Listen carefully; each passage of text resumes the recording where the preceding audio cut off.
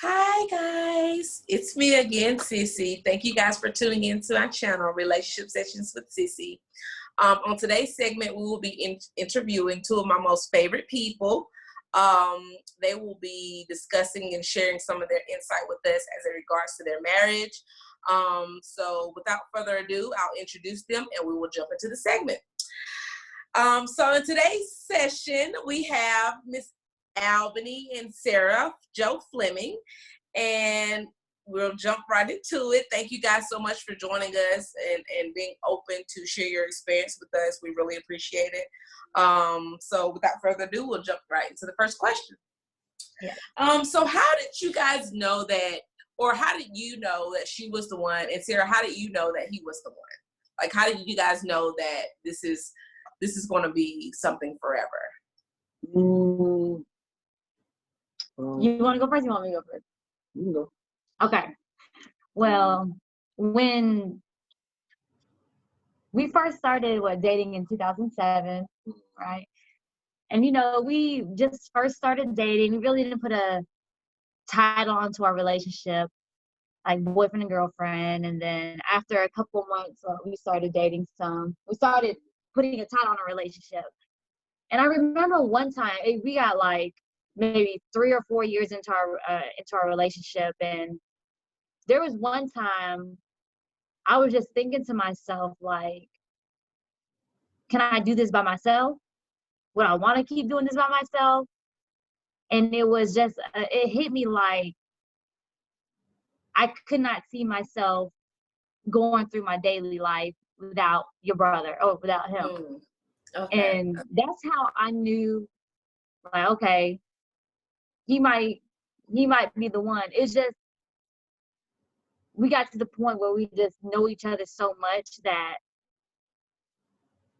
it just was so natural just to be together. Gotcha. Okay. For me, it was And by the way, he's my twin brother, my sister-in-law. Just thought I had that in there just in case I didn't mention that in the introduction. Sorry, go ahead. It was one day I got off work. I never forget. I had got off work, and it was probably about 6, I guess. And I called you, and I asked you. I was telling you about Sarah. I told you that, what I'm saying, I see her. I see the best friend that I have in you and her. I see the motherly figure that I see in mama in her. I see how she handles stuff like T-Cha. And I see some feistiness like T-Nika. So it was like I had all that in one package. And I just, after talking to you about it, you were just like, yeah, we love her and the blase, you know how y'all get. But it was just, I don't know. I mean, that's when I knew that she was the one. You know what I'm saying? But I'm gonna cry thinking about it. But That's good. No, but the thing, I'm gonna hit on that, but I think it's just like when you think about your everyday life, you think about who. I wake up and I think about who I want to spend it with, and it's always been him. Like when I wake up, when I wake up, I think about, you just have this caring for someone that you don't feel for anybody else. Like, it's just that you have, I don't know, you just have this thing inside you that you want to, if something good happens to you and if something bad happens to me, he's the first person I want to know. That's good. Oh, that's good. Okay, that's good. He's the one I want to know that, this happened to me, or, oh, this happened to me. And then, and I trust him with that. And that's how I knew, like, if I didn't have him, I don't think my life would kind of be the same, I guess you could say. Yeah. Right. That's good. Okay. All right, so we're going to move on to the second question. So both of you guys just recently just gotten baptized, right? In a few words, can you tell us a little bit about your relationship with Christ? And with that, did it change your perspective, like in regards to your relationship? Once you guys got baptized, did do something to you guys? Did it change how the way you guys see or go about like disagreements or agreements or even the family? Like, how did just being baptized and having that relationship with Christ, how did that kind of change your perspective, if it did any change? Here we go. Yeah, you go. Well, You have a long journey. you should know better than anybody because you the person we call, so you like our mediator. But I would say definitely as far as being baptized, I think that plays a role in your walk with Christ because it's like a milestone. It's not a stepping stone, it's a milestone. It's a place you pass as you walk because it doesn't necessarily boost you, but it shows you where your heart is like, I'm ready to do this. You get to that point because it's hard for somebody to right off the bat, a freshly reborn Christian to get baptized because you ain't gonna understand what it really means. Right, okay, you have to grow and walk. And as far as it changing our perspective, like I say, you walk with Christ for a while, so your heart will begin to change anyway. You know, so it'll start changing the aspect. Well, okay, am I being prideful? Am I being greedy? Am I being selfish? And when you start analyzing yourself that way, that's God. That's God, because a lot of times we are, what's the word for? You're not. What's it? You're not cool. You know, what's the word? You're not aware. You're not aware of the thing, the way you are. You know, you can hear plenty of times I was selfish, but like I said, calling you may be like, Junior, you real selfish. Like, that's a selfish decision. Even before we got on talking about the hat, I could have just changed the hat. Y'all didn't? Yeah. But I'm gonna be straight up with you. Like, that's true.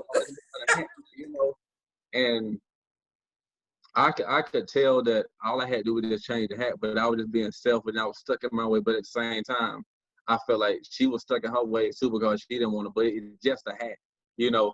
But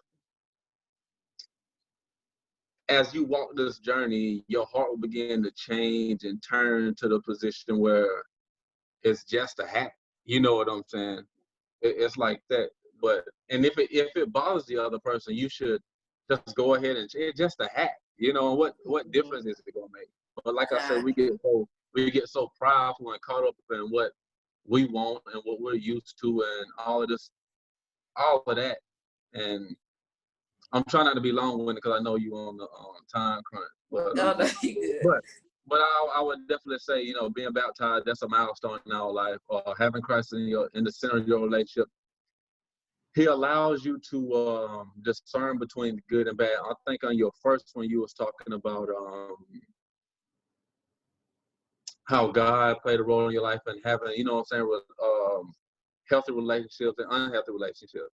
You know, like when the Holy Spirit come upon you, when you accept Jesus Christ, you allowing the Holy Spirit to enter you. And I think sometimes we get that confused. That's another sermon. But at the same time, I think when the Holy Spirit enters you, He allows you to discern, okay, this is a healthy relationship, that ain't a healthy relationship. That's good.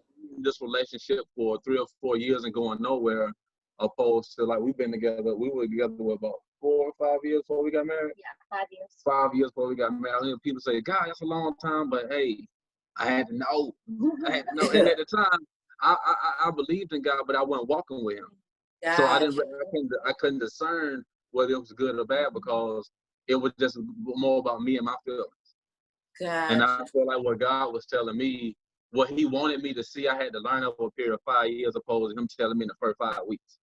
Gotcha.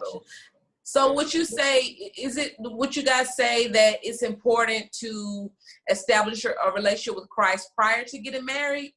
Like, so personally, individually, before you guys become a union, and then like kind of establish that relationship with Christ, or does it matter? Well, we have been down this road before. We have. We got 2 different perspectives on it. I'll let Sarah go first. Okay, let me talk on the point that he was hitting on. Like what we said, we grew up, of course, like growing up, just like how you said, we grew up going to church. We believed in God and Jesus Christ, but we never had that relationship. And it's just now recently that relationship grew stronger, and so our marriage got better because we weren't answering to ourselves, we're answering to him, to God. That's good. And That's good. you know, staying in his word, we were able to be on the same page because we knew who we looked up to for that. You know, and that's what, and I feel that. No, you want me to go? No, I feel like it can go both ways. I feel like, yes, you do have to have that kind of relationship with God, but I don't think that you have to be at your highest point with him. I feel like you have to want more, and then your significant other can help you guys can grow together in that and meld that together. I don't feel like you have to be like, oh yeah, we gotta do all, you know, we have to be so, I guess, so you want to be strong in it, but it's not like there's no growing. You know what I mean? Okay, there's room for growth when you're up, guys. Yeah, there's room for growth, and I feel like that's what helped with us because we weren't, before we got married, there was no, I mean, you know, we believed in God, we went to church, but there was no relationship that we have now. Right. To get to this point, we had to go through so much to get to this point where we knew, like, okay, like, this, you know, he needs to be the center, because if he isn't the center, we kind of stray away. We have that strife between each other. But I think it's like like you said, for having guys, it's kind of like a balance beam. If you're too strong in it, then I'm too aggressive. But if you're too fast, now you're just being ran over. Gotcha. You know, okay. But you know, with God being in the center, like I said about discernment, he will show you which battles to fight and which battles to lay low on. Gotcha. And like I said about the hat, like I should just change the hats in the beginning, opposed to just wanting what I want. Like I told you, like I wanted to wear that hat because I was comfortable, but at the same time, the hat that I have on is more meaningful. She like, you know what I'm saying? It goes along with what we're talking about. But I was just stuck in my ways. I know better. You know what I'm saying? Gotcha. But, one thing she was saying about growing as one, oh man, like when you really get into the word and study together, and the spirit is covering and strengthening y'all together. I mean, it's better all over the place, because your spirits will connect literally in the bedroom. You know what I'm saying? Like, gotcha. Okay. It's amazing. You know what I'm saying? I'm not sitting here saying we read scripture as a turn on. I'm just saying, like, the Holy Spirit will come upon you to where you feel a certain way about your spouse. Gotcha. Oh, okay. That's good. That's good. And not that's also good. And harping on that, you know, as a mother, I was always, I need to put my kids first. I need to put my kids first. I need to put my kids first. And I lost sight of my husband. That's good. Everything, you know, and everything else. But I've kind of refocused everything. I put God first, then my husband. And then from then, once your kids see that relationship with you and your husband or you and your wife, you know, then they model after that. And that's good.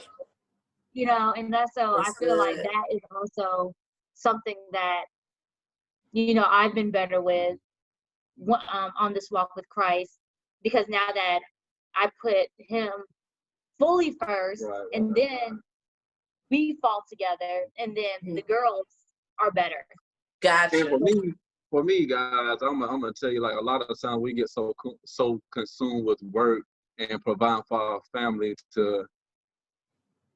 it's crazy. Like, I was so caught up in my work and taking care of other people, but when I came home, looking back at it, there was no way that I was there for my family the way I should. Oh, it's good. It's good. Like, even to this day, she always rubbing my face. You do for everybody, but you don't want to do for me. Listen here. But honestly, when you start allowing God into your life, he'll take away your freedom. He'll take away your career. He'll take away that very thing that have you away from where you ought to be. You know what I'm saying? It's good. Just so he can get you where he needs you. And right. Like I was telling you, it's better to learn and be obedient and turn down, opposed to like Pharaoh. You have your heart being hard and you still want to do the same thing you want to do. Right, over, right. Over and over. How many players gonna have to hit you before you finally get it? And like I say, my career was taken away from me, and now I'm a stay-at-home dad. I'm a full-time student, but I can rekindle that fire with my family. Gotcha. Oh, that's good. You know, just so I can be what God wants me to be. But like I say, it's not easy.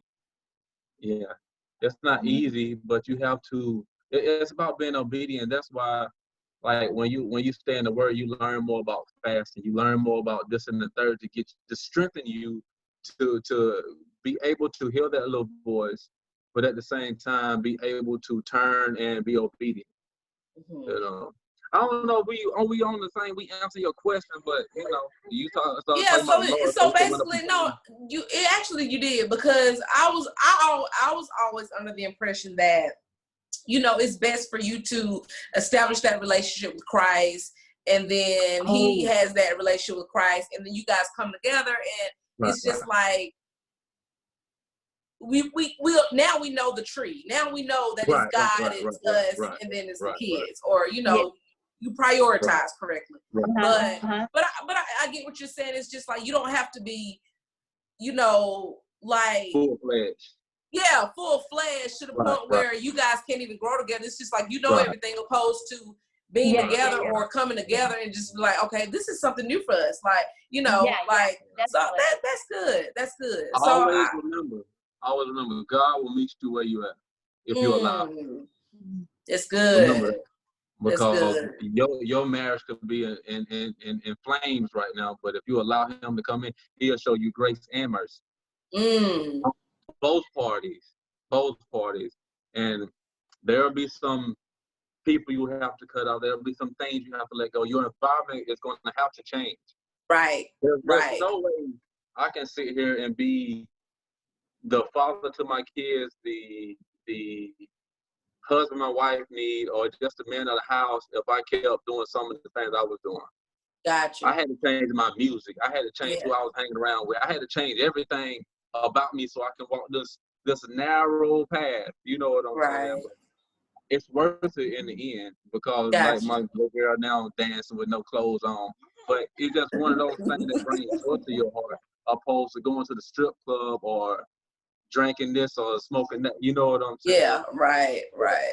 That's good. And I also, I guess it makes a difference when you do have kids, because you do want them to be brought up in such a way where it's just not like they're consumed by all this other negativity or all this.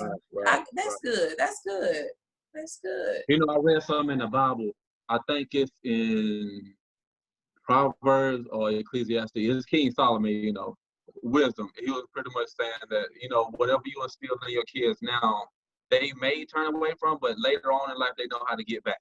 Oh, that's good. That's powerful. They know how to get back. And one thing I've been learning walking this walk, we all got a day one day, but at the same time, what did you leave behind? The only thing that's going to last is the spirit and the word. You know what I'm saying? So everything else will soon turn back to dust and all that good stuff. But, while you're here, what impact did you make for the kingdom? You know? And it ain't all about work. It ain't all about what you do. Right. But like they say, that one more. If you could just get one more to see God the way you see God. And you ain't going to have the same path. You ain't going to have the same walk, because your shoe size is different. But at the same time, if you can get them to understand that God can meet them where they at, you done your part. You done your part. That's good. Thank you guys so much for sharing that information and shedding that light on your walk with Christ. So our next question is, how do you deal with disagreements with your spouse? And if you could change one thing about your spouse, what would it be? That might be good for you to go first. Okay. Listen, you know, with disagreements, because we always have them, but every couple has them, or every marriage has them. Totally. Every relationship has disagreements. Absolutely. One thing that I've had to change about myself is hearing the other person. Mm-hmm. You know, like really listening, not listening to respond, but listening to really see where they're coming from. Good. Because I think one thing that we go by is like, you know, when people say, oh, communication is key, is key. We say that miscommunication is why people can't communicate. Because it's not that we don't want to talk to each other. It's he's saying one thing and I'm miscommunicating. You're hearing another. Yeah. I'm hearing something else, but that's not what he's understanding. I already have a premeditated thought about what he's going to say because of the way I feel. That's good. That's good. So with disagreements, like if we have a disagreement, I'm not going to lie, like we have our arguments, and sometimes I hold grudges like about this hat. But I feel like what he said, sometimes you have to learn to bite your tongue and let things go. And is it worth it, you know, in the end? And also just let us talk, like we'll talk about things. And he's a really good listener. That's one thing, like he's always been, there's two sides to the story. Here, this side and that side. We're going to hear both sides. And then we'll just go from there. And sometimes, even though I feel like I don't get my way a lot, but that's one thing I want to change. But anyways, we're gonna go to. But no, and it's not that. It's just sometimes you have to change your ways to see something different, and you might learn something different, and you might later on it'll be like, okay, now when it's time for something else that comes up, you can be like, well, hey, you told me it's this way, and okay, I can see it that way, and that's how I think that's how we do best with disagreements. We listen to each other, and we learn that I'm not saying it the way that you're saying it, and you have to think about it that way. You can't feel like that person's out to get you. Gotcha. You know what I mean? Because especially when at the end of the day, and at the end of the day, we know we're not gonna break up with each other. You know what I'm saying? Like we know that we have to make this marriage stronger, so we have to get over it somehow. Gotcha. Okay. You know, with that being said, it's like a workout. You know, you can't strengthen something if you don't work it out. You can't strengthen your quads if you don't do squats. So to strengthen our marriage, I feel like we go through little stuff like that. Yeah, I feel like it's the enemy playing playing games on our perspective. But at the same time, how the song say? What the enemy meant for evil, God can change it for good. Yes. If you learn from it, you can strengthen that marriage. You know what I'm saying? Like for me, disagreement is strife. You know what I'm saying? And my thing is, the enemy want to keep y'all at y'all necks, because if what the Bible say, any two that come together, I am there, or something like that. You know what I'm saying? Like, the devil don't want God to be present. So if y'all sitting here going back and forth, and I ain't worried about it. Y'all can fight y'allselves. That's like, that's what. Now your kids see y'all fighting. Now they can't share toys. Oh, that's good. She thinks she is the ring leader. So I felt like we was on this walk together before she started all this, but you know, like I guess it's just both to practice. Maybe she just don't understand the words we be saying. We have that U Bible Virgin app. And one of the Bible reading plans that we read, they put it good. It's like when you have a disagreement with your spouse, you can't look at it like your spouse is against you. That's the enemy using your spouse against you. Oh, amen. So that any kind of strife that you're having with your significant other, that's the enemy playing on that. And you have to put that in perspective, like that's what he wants. Right. But that's how I feel about Job and his wife. we always sit here and knock the wife because she said what she said. Like, you should just curse God and die. Like, you got to understand, everything Job lost, she lost too. She lost her too. She lost her enterprise. She lost everything she had too. You know what I'm saying? And we get so mad at what she said. I don't think what she said was right, but a lot of times she ain't as strong in moments like that. You know what I'm saying? So I feel like it could be, it's just like the enemy is using a relationship. Like you say, it's a relationship. It could have been even his friends that came and spoke to him. They're like, bro, you did something wrong. You did something wrong. You know what I'm saying? It's people like that. Even King David, I listened to the word today. When he had the chance to kill Saul, all his homeboys like, bro, he right there. You know what I'm saying? Let's just go and get it. And he was like, nah, I can't do that. And that's when relationships can make you do things you ain't supposed to be doing. It's just like the enemy making you look at stuff. Had Joe's wife saying what she said, oh man, like nowadays it'd have probably been domestic violence.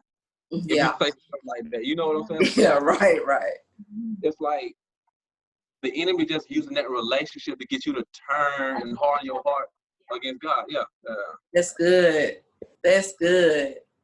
Good. Now, so if it was one thing you could change about your spouse, what would it be? Go first. Okay.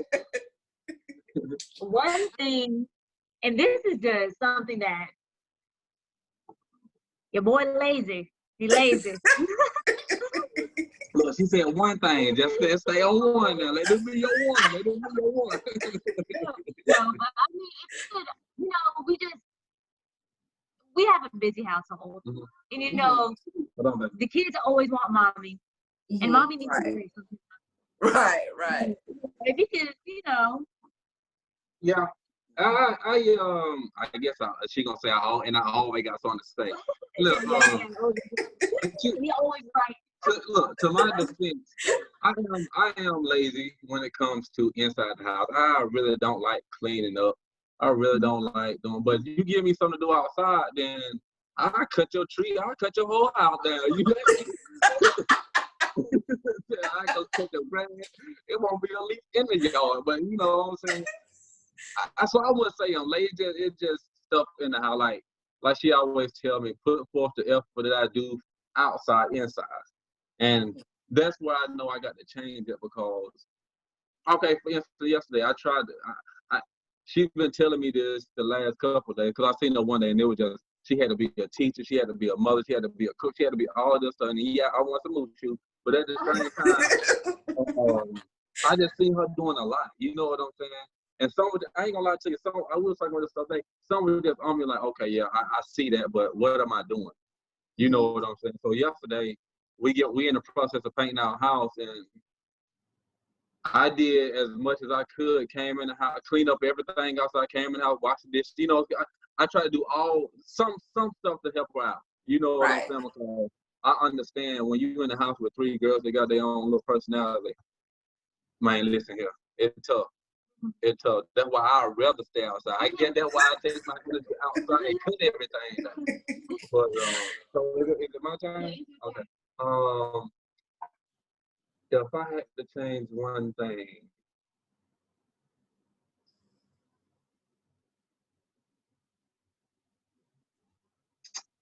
I ain't trying to give you no Bible answer, but you know, since I've been in the Word, I really can't see. I really don't see a change I would want. Oh wow! I felt like if I changed it, then it'll mess up somewhere else. You go, girl.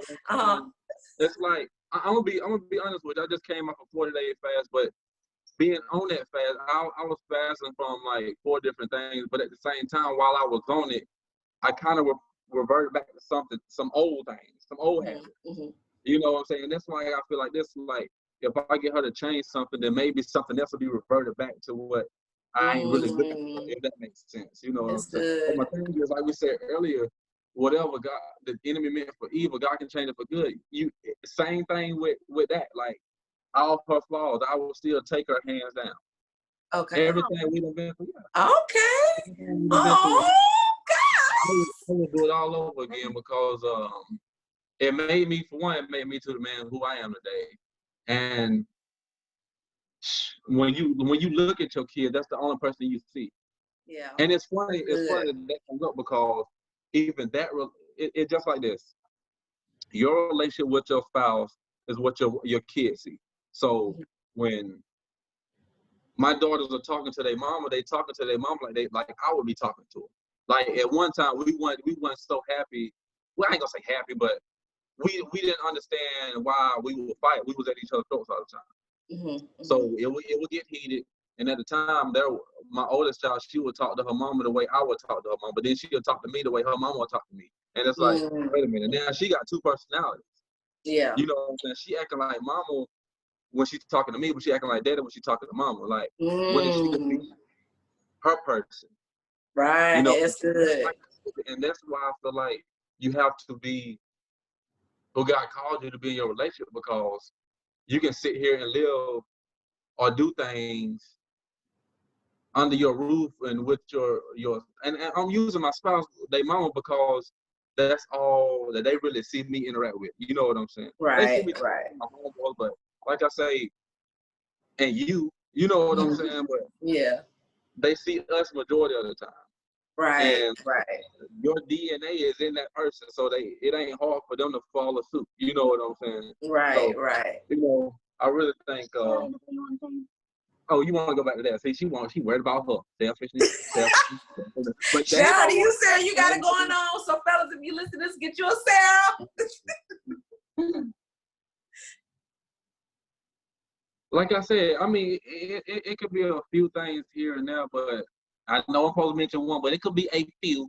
But no, but honestly, man, they so small to if I were to change, that flaw wouldn't be there. Gotcha. God, it's that's good. That's good. Yeah. It's like if she want me to put forth the effort in the house, if I sat here and didn't tell, if I wasn't so prideful and said, well, you can get that, and just help her, she wouldn't feel that way. She would. Oh, gotcha. I got you. Right. That's good. If I wasn't so stubborn about my hat, that she won't be so stubborn about her feeling the way she put in effort. Yeah, towards right. it. Yeah. That's right. Good. So, good job, y'all. That kind of stuff. Right. But like I say, all of that strengthens your relationship, so you can understand why things are the way it is. Because I know that was the spirit, because I didn't look at it like that until now. Right. You know, like now I just want to change the hat. Like honestly, I probably wouldn't even grab that hat. I would have grabbed this one, because she probably would have said something. You know what I'm saying? But gotcha. Because I had to went to the car anyway. I went to go get something I wanted, opposed to getting the right thing. But anyway, we ain't gonna. That's a different, you know. But, all right, that's good, guys. That's really good. And so I have one last question. So what are two most valuable qualities that you find in your spouse? Go ahead. Okay. Oh, you want me to go? No, I can go. Well, yeah, you go. Okay. We're not talking about what attracted me to her. Is it? We're talking about what she brings to the table. The qualities that she possessed the most, where you just like I love, it makes you fall all in love with her. Makes you fall in love with her all over again. All over again. Okay. I ain't gonna lie to you. Being on this wall, and I told her this, it'll be her spirit. Okay. It'll be her spirit. I'm telling you, man. When you can bring. When he can bring that out of a person, like I say, you look past the bad stuff, because you know that ain't them. They only acting that way because something's bothering them. Right. You know, like that because something bothers. When you can really see their spirit and understand where they coming from, oh man, that makes me, because you know, especially when we go through fast. I ain't gonna lie to you. The last fast I've been on, she was trying to tip me with some meat. Knowing doggone well I can't have that grease. I'm talking about what feed the girls. I'm talking about grease all in your nails. But you know, like don't give me that till the same time. Come on, just a little piece. I'm like, I got one more day, you know.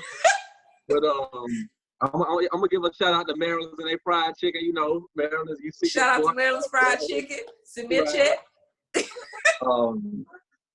And the second thing would be her patience. Wow, very good. She don't think she have enough patience, but I want her to understand that I understand it ain't easy to be dealing with me as stubborn as I am and the kids that's just like they daddy. Right. Like I told you a while ago, I mean, they act the way I do towards her. So when they can't get some, they cry. I ain't gonna say I cry, but I go on. You know what I'm saying? And it's the same way. It's the same way when they talk to me. They act like mama, but not that that's a bad thing. It's just that's how they do. Like I see, cause I feel like, okay, well, this how daddy get his way. He just go on about it. You know what I'm saying? I see how mama get her way. She just, I ain't gonna talk to you the rest of the day. You got your stuff back at your lip. But yeah, that'll be my two, her spirit and her patience. So spirit and patience. Very good. Nice. Okay, Sarah. I guess for me, it would be his, I guess, would it be called helpfulness or what? What would you call it? The willing to help. The willing to help. Like, he's always willing to help everybody. Like, you can ask him for anything and he'll find a way to do it. That's good.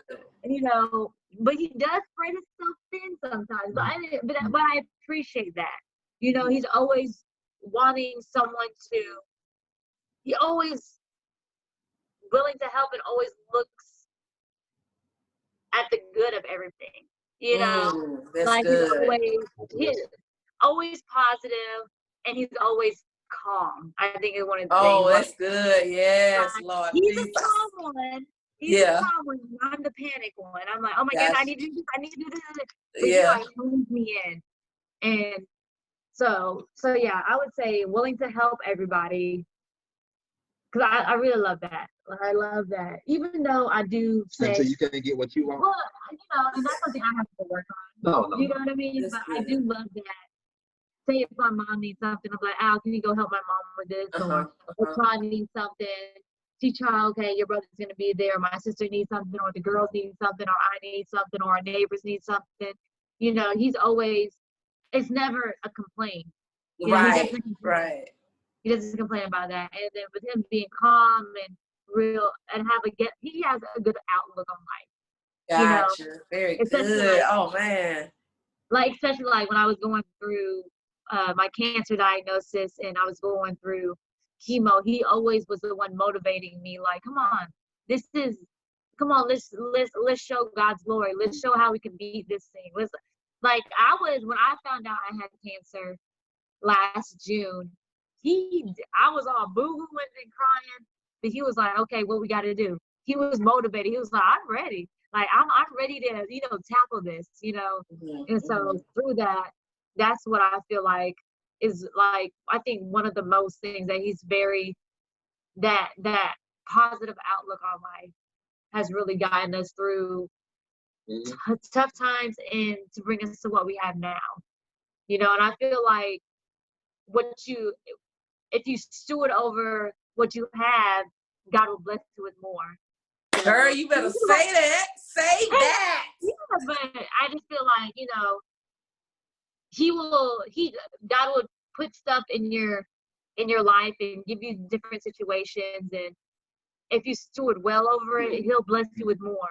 Absolutely. And so I feel like hopefully we're on the other side of that now, and